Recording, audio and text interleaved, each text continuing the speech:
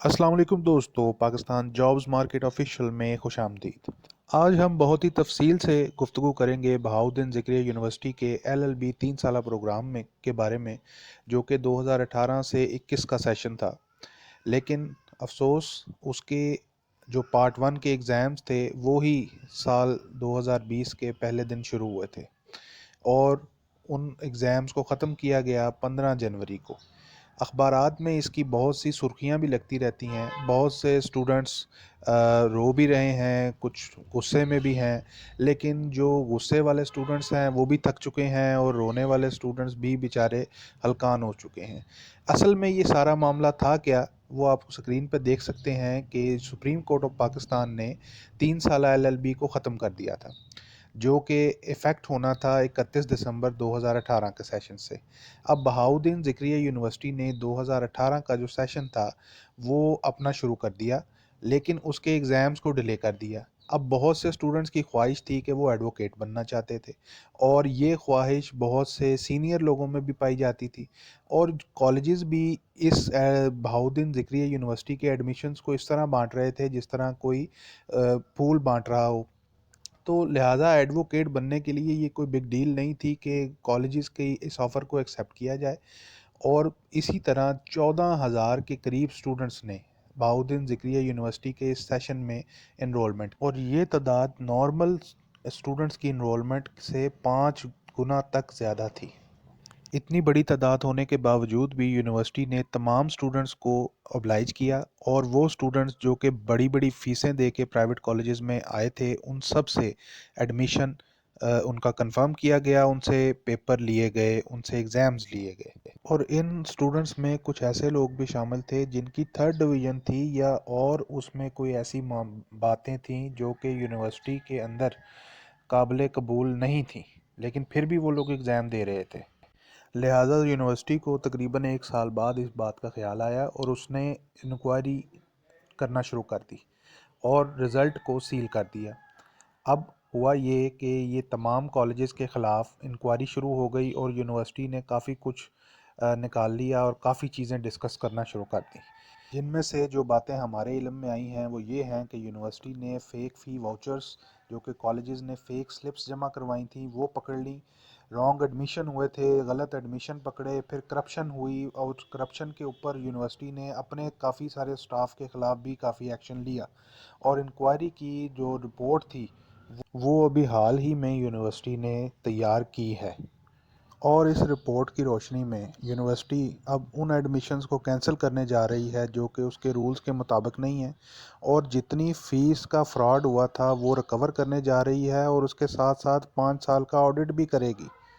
अब अगर तस्वीर का दूसरा रुख देखा जाए तो जैसे कि मैं आपसे डिस्कस कर चुका हूँ कि स्टूडेंट्स ने काफ़ी हैवी फीसेस पे करके अपने आप को एडवोकेट बनाने के लिए कॉलेजेस को काफ़ी ज़्यादा रकम दी हुई है, फीसेस दी हुई हैं। तो वो लोग अब कॉलेजेस के पीछे हैं, उनका काफ़ी प्रेशर है कॉलेजेस पर कि वो जल्दी से जल्दी उनका रिज़ल्ट को डिक्लेयर करवाएं, उनको आगे पढ़ने के लिए मौका दें। लेकिन जैसा कि हम पहले डिस्कस कर चुके हैं कि कॉलेजेस के तो अपने मामला यूनिवर्सिटी के साथ ठीक नहीं है।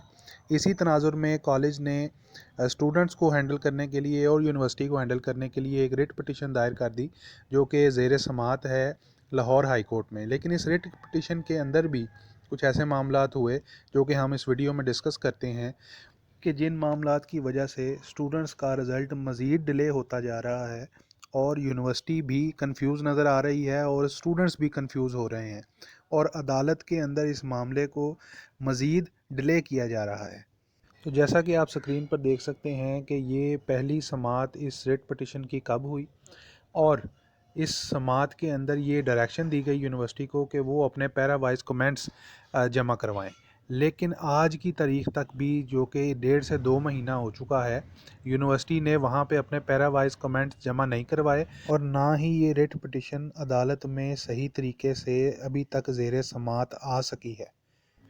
जैसा कि आप स्क्रीन पर देख सकते हैं कि जो मौजूद जज मुकदमा सुन रहे थे, उस तारीख़ में जबकि यूनिवर्सिटी को जवाब जमा करवाना था, उनकी ट्रांसफ़र प्रिंसिपल सीट पे कर दी गई, और मुल्तान बेंच में उनका नाम ही नहीं रहा, जिस वजह से मुकदमा को लेफ़्ट ओवर कर दिया गया। और किन्हीं दूसरे जज साहिबान के पास लगाने के लिए इसको नेक्स्ट डेट डाल दी गई। तो नेक्स्ट डेट पे जब ये मुकदमा जज साहब को असाइन कर दिया गया तो जज साहब ने उस वक़्त हाई कोर्ट की डायरेक्शंस के मुताबिक उसको नहीं सुना, क्योंकि वो मुकदमा रेगुलर केसेस में आ रहा था और कोरोना के बायस उस वक़्त सिर्फ़ और सिर्फ अर्जेंट केसेस ही सुने जा रहे थे। और यूँ इसमें इस तरह एक और डेट डल गई और कुछ भी डिस्कस ना हुआ। और ये कि हाई कोर्ट का बेंच भी नया बनना था, तो इसलिए इस नेक्स्ट डेट से भी कोई ज़्यादा उम्मीद नहीं रखी जा सकती थी, क्योंकि जज साहब ने भी बदल जाना था और नए रोस्टर के मुताबिक नए जज साहब ने इस केस को फिर से सुनना था, जिसमें ये बात वाज़ह थी कि एक और डेट पड़नी थी और इसमें मज़ीद डिले होना था। लेकिन अब नेक्स्ट डेट पे एक अनोखी बात ये हुई कि हाई कोर्ट ने ऐसे जज साहब के पास मुकदमा फ़िक्स कर दिया कि जिनकी जो इस वक्त रोस्टर था वो लाहौर बेंच में था और वो मुल्तान बेंच का मुकदमा वहाँ फ़िक्स होने की वजह से इसको मज़ीद डिले हो गया। लिहाजा अब बात करते हैं मौजूदा स्टेटस की। तो इस वक्त सूरत हाल ये है कि यूनिवर्सिटी ने अपने पैरावाइज कमेंट्स तैयार कर लिए हैं।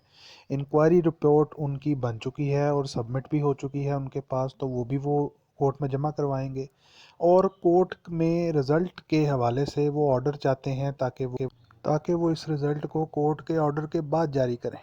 लिहाजा ताज़ा तरीन इतलात के मुताबिक अब ये केस स्क्रीन पर दी गई डिटेल्स के मुताबिक फ़िक्स है और जिस सिंगल बेंच के पास ये केस फ़िक्स है वो अब काफ़ी हद तक परमानेंट है, यानी कि 3-4 महीने तक वो बेंच यहाँ पर मौजूद है। तो लिहाजा उम्मीद यही की जा सकती है कि अब इस केस में कोई पेशरफ्त ज़रूर होगी आगे आने वाली डेट पर। तो उम्मीद यही है कि स्टूडेंट्स का रिज़ल्ट जल्दी आ जाएगा। तो हमारी अगर ये वीडियो अच्छी लगी हो तो like share and subscribe our channel. Thank you.